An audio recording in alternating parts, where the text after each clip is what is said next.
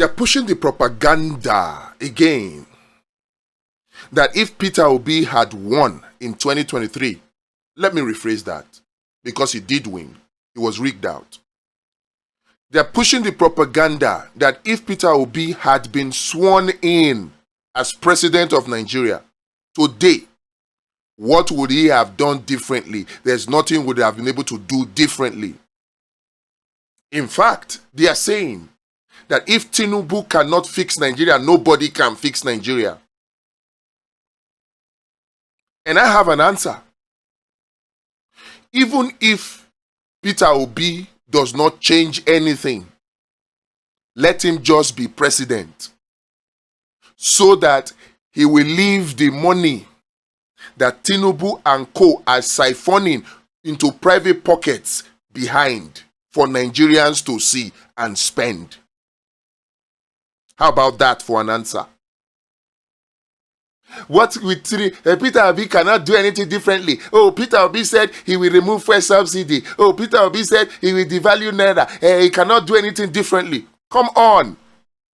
Do you think if it were a Peter Obi that was the president of Nigeria today, we would be wasting trillions of Naira on the Lagos-Calabar Coastal Highway?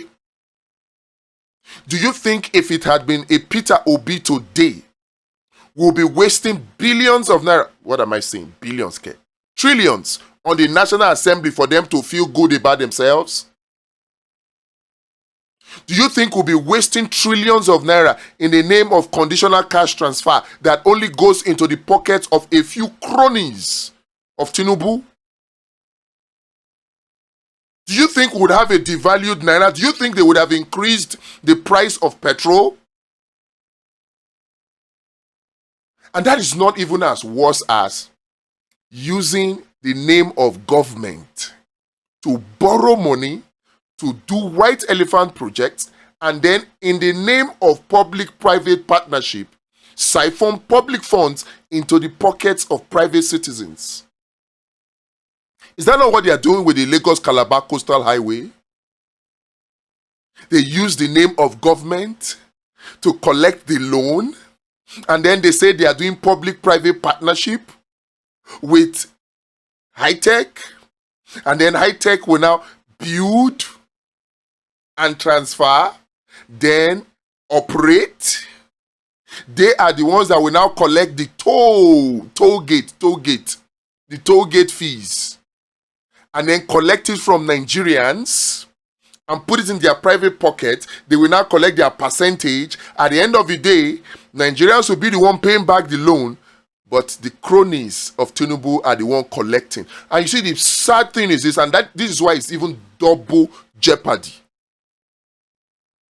They collect loans using the name of Nigerians, and Nigerians will be paying back. Then they will come back to the same Nigerians to collect the money using toll gates. Double jeopardy. Do you think that if it were a Peter Obi that would happen? Here is one thing I know for sure. If it were a Peter Obi as president of Nigeria today, he will not be taking public funds into private pockets. We know it from experience, from his time as governor. He will not be doing that. If it was a Peter Obi, the Naira would not have been devalued the way it was. The cost of living would be less expensive, and the quality, the standard of living would have improved. The purchasing power of Nigerians would not have been wiped out the way it is doing now. The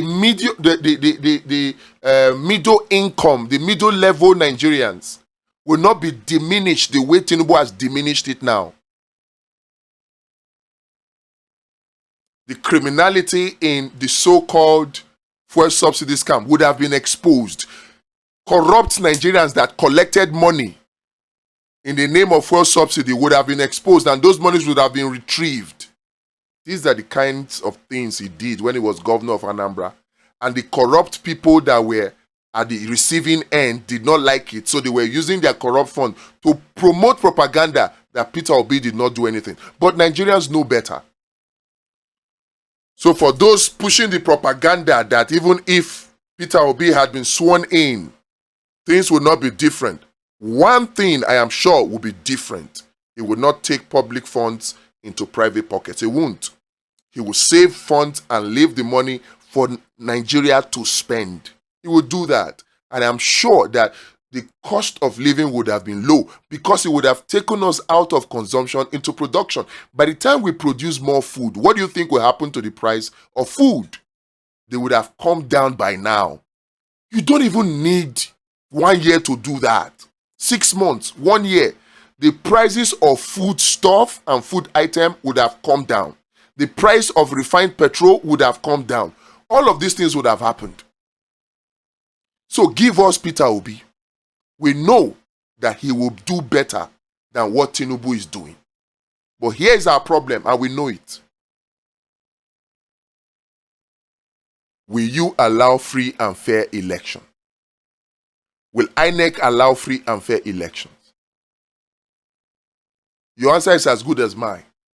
Will the National Assembly under Akpabio pass an electoral reform bill that makes it mandatory for INEC to electronically transmit in real time polling unit results, collate them electronically and display them electronically in real time? Will an Akpabio pass that kind of bill? Will a Tinubu assent to it? Now, even if we put pressure on them to do it, because I believe we have the power to do so, and they eventually pass it, can you trust that an INEC will not renege and then give us a glitch so that they can tell us, go to court? Are you sure about that? And that's why I'm saying that, look, as a Nigerian, for us to have free and fair elections in 2027, there are certain things that we must put in place. Number one being electoral reforms.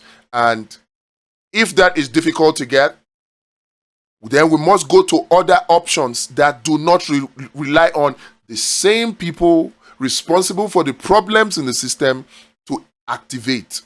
Electoral reforms need the National Assembly. And I am sure the National Assembly will not want to reform themselves out of power. I am sure of that. Nigerians can pressure them, and indeed we are pressuring them. We have the electoral amendment bill proposed, and we have sent it to the National Assembly. We have encouraged you to do same, send it to them. We can't put pressure on them to pass that bill. Yes. And we can put pressure on the president to assent to it. After all, we put pressure on him. He didn't want to go to Benue. Eventually, he went to Benue. Even though he went there to go and say, let me not say what is in my mind. But he went. So we can put pressure on them to assent to that bill. But the critical thing, and all Nigerians must take note of this, is after the electoral reform has been given to us, we must also now take further steps to guarantee that the election of 2027 is free, fair, and credible. And that's where vote vision, election guard, polling unit marshal come in. That's where we need you to volunteer as a polling unit marshal. 600,000 polling unit marshal, 3 polling unit marshal per polling unit. On election day, immediately elections close, the results are out there online, parallel to whatever we can compel INEC to do. So where INEC is making the change, we are seeing it in real time. In real time. In real time, we can do it. We have the application. We need the people. And that is where you come in. Will you volunteer? Will you be one of our 600,000 polling unit marshals that we enter the polling unit results in triplicates on election day in 2027, such that every polling unit marshal does not know who the other 2 polling unit marshal is for that polling unit, so that we can have some level of check and balance, so that if one polling unit marshal is compromised with money, we will know. The application gives that functionality to be able to know where is it coming from. And of course, the application has the Form EC8A. All of the Form EC8As. And who the polling unit marshal is. So, immediately election closes, we already have all the Form EC8A. We know what our strength is, and we know how to defend our victory in court. Because with this Vote Vision app and the polling unit marshal and other things that we'll discuss, there are other things. There's the Camp Guard, there's Well Fund, there is, what is it called now? Law Patrol, there's Abundance Party. Those are other things. But if we put this polling unit marshal into play, it's game over for election riggers in Nigeria. So the call is to you now. Will you volunteer? Will you take further steps than just talking? Will you stop being on the sideline? Are you afraid that, oh, you'll be targeted? This solution does not put you at risk. There's nothing for you to fear. There is no, oh, they will come and shoot you or they will tear gas you. No. This one, you will do it quietly. In fact, there is a polling unit, there is an election day polling unit strategy that we have put in place that will ensure that even the riggers will be exposed. Forget even the Camp Guard. On election day, there will be polling unit lookouts. And this polling unit lookout, when others are voting, they are, standing some distance, watching for those thugs that will come and disrupt. And of course, don't forget we have the discrete Wi-Fi cameras, Camp Guard, that we can put in positions that we capture video, pictures, and audio in real time. And we aggregate them using the Camp Guard app. We are ready for them in 2027. They say they want to rig elections. They say they want to write results. We are ready for whatever line of action they told. To expose them, to shine light on the darkness of their rigging activities. We will expose them and make rigging impossible. We can do it if we come together. That's why they don't want us to come together. That's why they are distracting us. Every news item you see is a distraction, because if you check it, what value does it really add? Most of the news item is advert for corrupt politician, advert, just pushing the propaganda into the hearts and minds of Nigerians. Many Nigerians will just decide to give up and say Nigeria is finished because of the news that is forced on them on a daily basis. Look beyond that news. That's why we don't do news here. That's why our own is message focused. If we do news, is to take the good part of that news to buttress our point so that Nigerians can see. But for us to come and look for viral, look for what will go viral. No.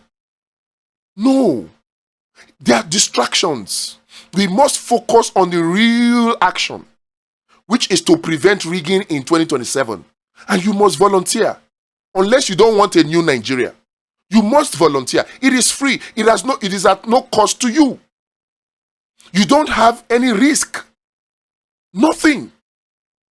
But everything to gain if you volunteer. You will have a country that works for everybody. A country of equal opportunities. No more marginalization in any part. If there is no marginalization of the Southeast, would they be calling for Biafra? They won't. And that's why I say the best solution for this Biafra question is free and fair election. Even the referendum. If there's free and fair elections, there will be referendum. People who will give you referendum will come. Equity is what we need in this country. It cannot come without free and fair election. Even if you are talking about a new constitution, which I believe that the constitution we have should be fixed. Who are the people that will fix it? If we don't have free and fair elections, we can't get a new constitution. Forget all the talk. We'll just keep talking. Free and fair election is the only way forward for Nigeria. The only way, and the way to guarantee it, is not only electoral reforms. Electoral reform is in the hand of the government. The same people responsible for the rot in the system are the ones that we are hoping will give us electoral reform. We believe we can force them to do it. But even if they don't do it, and even if or after they do it, we'll still take further steps. We still need you to volunteer for polling unit marshal. The application is ready, kicking off July 1, but we need you to volunteer. The details are in the description. Share this video, let others get to see it. It's long, I know. One advantage of the polling unit marshal is that we do grassroots mobilization, because there are a lot of people who need to hear this message who are not on social media. They are not able to afford the draconian data fees that Nigerians have to pay for data now. Many of them cannot even use their data to watch these kind of very useful videos. They would rather use it to watch distraction. So we need to reach them physically, because they need to hear the message. Whether they want to hear it or not, we must make sure they hear it. That is what the Tinubu propaganda machine is doing to us. Whether we like their message or not, they are forcing it on us because they have the resources to do it. But we will use our network. There's power in numbers. We can use it. Look in the description. Volunteer for polling unit marshal. I beg you, in the name of God, if you want Nigeria to work for you. If it's already working for you through corruption, please don't bother. You can't even watch this video. If it's already working for you with corruption. Except, of course, you're one of those paid rabble-rousers, data boys for these same corrupt politicians. Even at that, you still need Nigeria to work for you, because you have relatives that are suffering the harsh policies of this Tinubu administration. So, look in the description. Volunteer for polling unit marshal. Support us in every way you can. Let's work together. The beautiful thing with this polling unit marshal is it's an all hands on deck approach to solving Nigeria. This is not a hero approach where one person is the hero. No, all of us are heroes together in these solutions. All you need to do, the starting point, volunteer, I beg. In the name of God, let's put the enemies of Nigeria to shame. Let's show them that we can defeat their rigging. I beg, we can. I believe so very, very strongly.